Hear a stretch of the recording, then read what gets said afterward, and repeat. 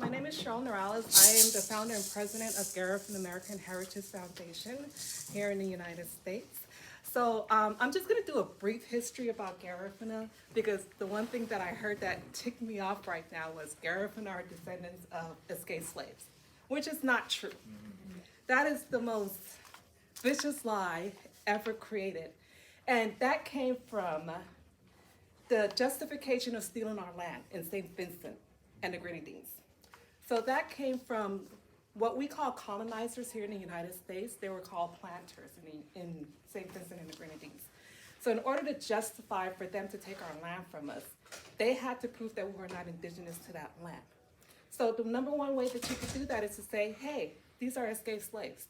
Although when Christopher Columbus landed there, he wrote about finding Black people there in that territory and all throughout the Caribbean, all throughout the Lesser and Greater Antilles. But of course, if you have people that are indigenous to that land, you can't take away their land rights. So that was the number one thing that he started to do, was a propaganda, to sit there and to take away our indigenous land rights by saying basically, these people are escaped slaves. They have no rights to this land. But mind you, keep in mind, they have multiple treaties with us. How do you have multiple treaties with people if they have no indigenous land rights? How do you make agreements with people that are escaped slaves? How do you sit there and negotiate with us if we don't even have any rights to this land?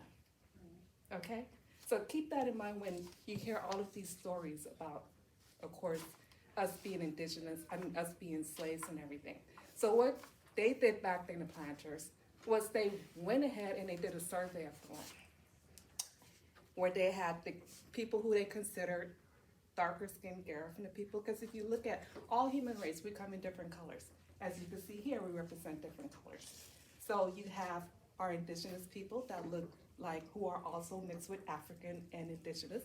They look like, you know, Ronnie over there. Some look like me, some look like here. But for them, when they decided that we were not indigenous, they of course made it about colorism. We, indigenous people, did not know anything about colorism. We don't know nothing about black, white, red, or whatever. There is no red people. But you know, so anyway, so that was their justification, was to sit up there and steal our land. They went and they wrote a letter to, I think is King Charles II, and said, you know what, these people are escaped slaves, they have no land rights. So, with that said, we fought them for 150 years for our land rights. We have the first Carib War that lasted, you know, for so long. I'm just going to keep it brief because I know we're on time. And we had the second Carib War, where, you know, we fought for over 32 years. That's where you hear about Chatier, the famous Battle of Chatier, where he got killed and everything like that. But totally, 150 years we fought for our land rights. And after we were finally defeated in 1795, 97, you know, where they exiled us, they sent us to Belize, where half of our population were killed. That's what we call the first Garifuna genocide. They left us on a barren island for over 18 months with no food, with no ration. You know, a lot of the plants that were there were poisonous. After 18 months and half of our population dead, they came to us, to the chiefs, and made an agreement. We'll sit here and we will take you off this land, but you have to promise not to come back to this land. Some agreed, some stayed, some rather died than to leave their homeland. Some of us were tired of the suffrage that we encountered on that land, and they left. You have to keep in mind, in most places, when you're defending your land, especially around the island, the cannons are pointed outwards to protect the land, to protect people from coming in. On Belize and in St. Vincent, the cannons were pointed towards the Garifuna village, towards us, towards us. To this day, when you go to St. Vincent, you will see those cannons and they're still pointed towards the village of the Garifuna people. After all these years, to remind us that we don't belong there. So after being left on Belize, the Garifuna people were charged with treason against the British Crown. Quick question, what's the charge for treason? What do you get? What kind of, you know, What are they gonna sentence you to? Exile or death. Off with your neck. So we were initially charged with, you know, we're gonna get killed, we're gonna get wiped out. That's why they put us in the island for the first 18 months, hoping that half of that we would die. So since we didn't die after 18 months, they loaded us up, those who agreed to go. You know, they loaded us up. We got on the ship. They gave us ration. What did they put in our ration? Poison. Cyanide. Those of us who didn't survive on that island, they were gonna try to kill us on our route to our new place, Roatan, Honduras, which they promised, you leave here, we'll give you Roatan, Honduras.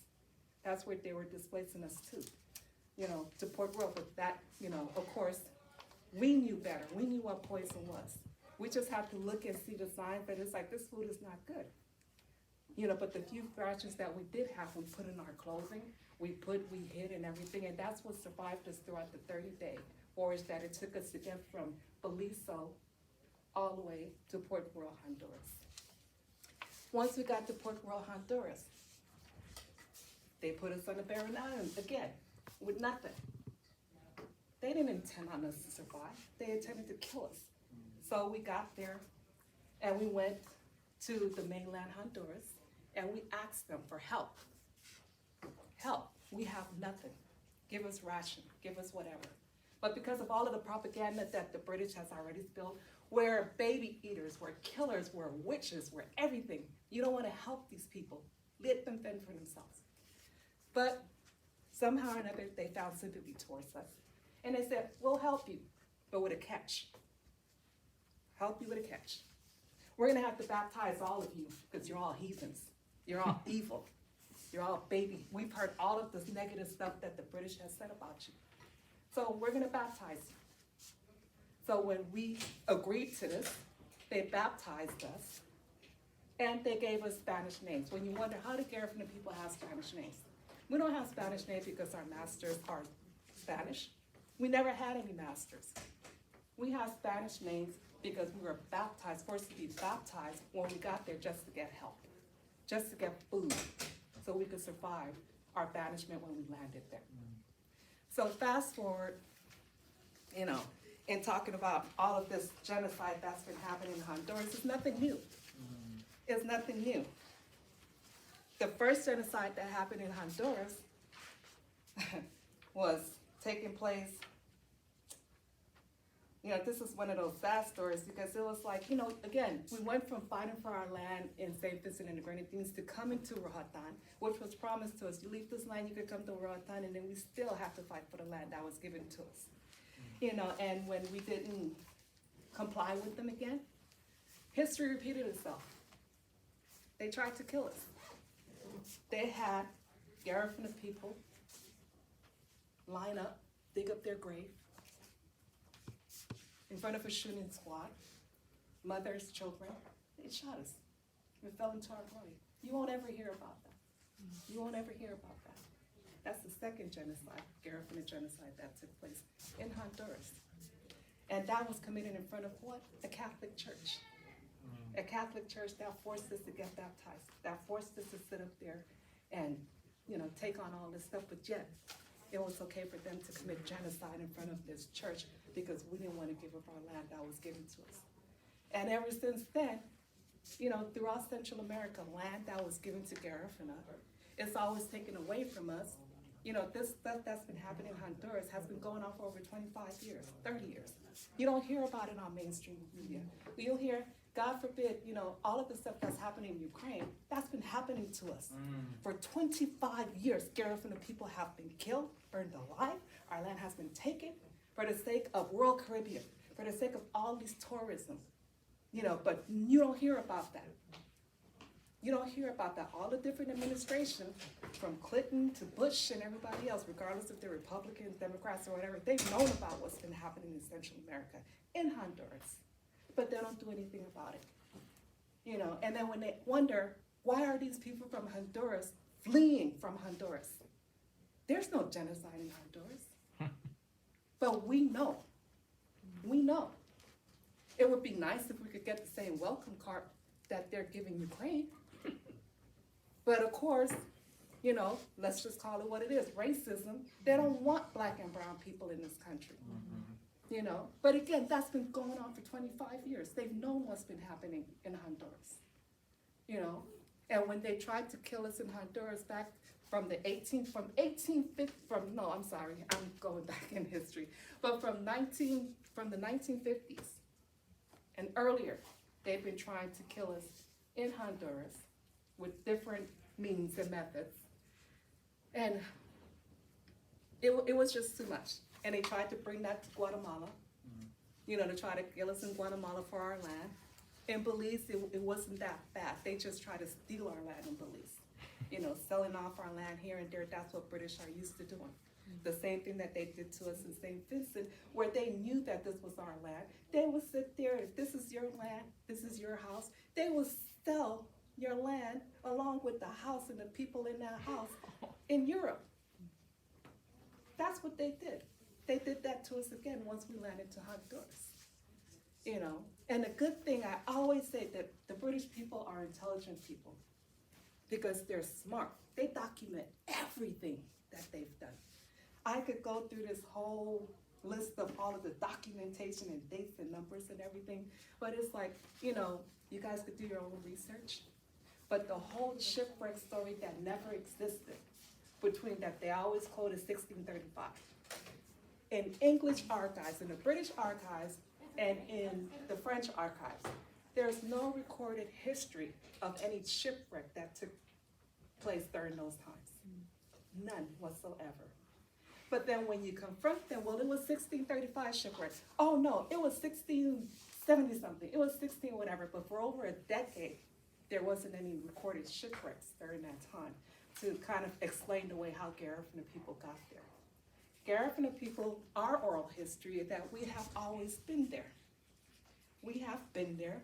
Of course, when they started bringing the slaves and everything like that, when they would escape, we would take them into our midst, and they would adapt into our culture. But Garifuna people, along with the Arawak, that is what we are. We are from the African continent, who left the African continent prior to Christopher Columbus, prior to any slavery. And we mingled with the native people there, and we created the Garifuna race. Our language is not Yoruba, it's not from the African continent. Our language is an Ameri Indian language, an Arawak-based language. When people come to me, you guys speak Yoruba? I say, no, we don't. 97% of our language is Arawak. 3% of our language is mixed with, of course, the French, because we were highly influenced by the French. We lived with them for many years prior to coming to Central America. French, English, and of course, Spanish. But 97% of our language is Arawak, Ameri-Indian language. Our language, you will be able to find common words with our language with the Taino language. Okay? You could get a Taino dictionary and a Garifuna dictionary, and you will find our language are similar. Good luck finding that in the African continent. But unfortunately, because of the color of our skin, people link all of our history back to Africa. Fast forward, Garifuna people, we are very much strong in Guatemala, Honduras, and Nicaragua. In Honduras, there's over 54 communities, if I'm not mistaken, strong. In Guatemala, there's over 4 communities strong.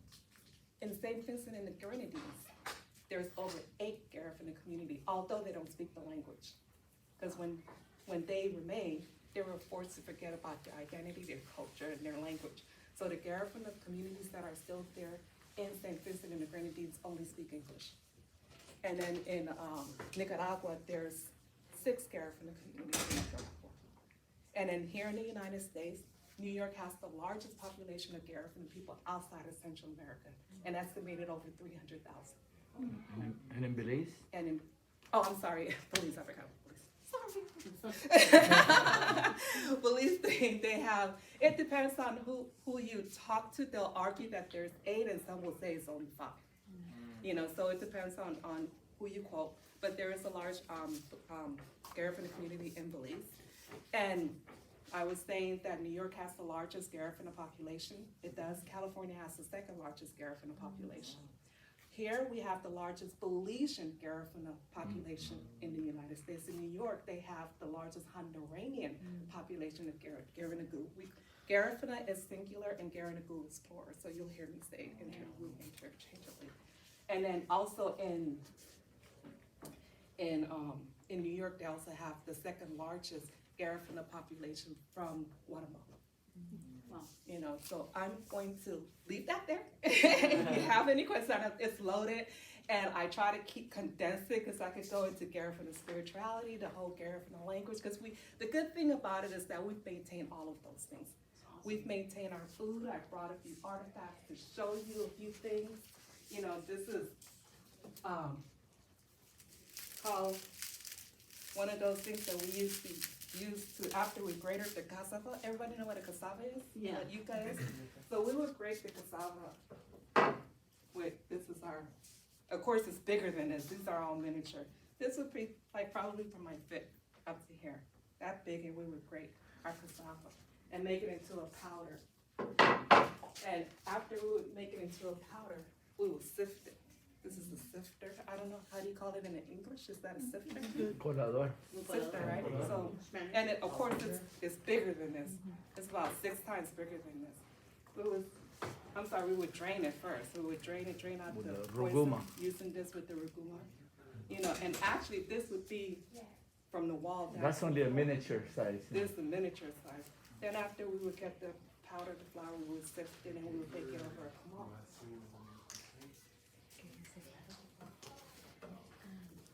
This here is our drinking utensils, our cup, our plates. These are the things that we would normally eat and drink out of. This looks familiar to a lot of people, right? Because I'm sure in your own culture you probably use similar things. How do you call them? Is there a name? Yes. What- Calabash. Calabash is in Calabash. English. In Garifuna? Rita. So this is a miniature again of a hana and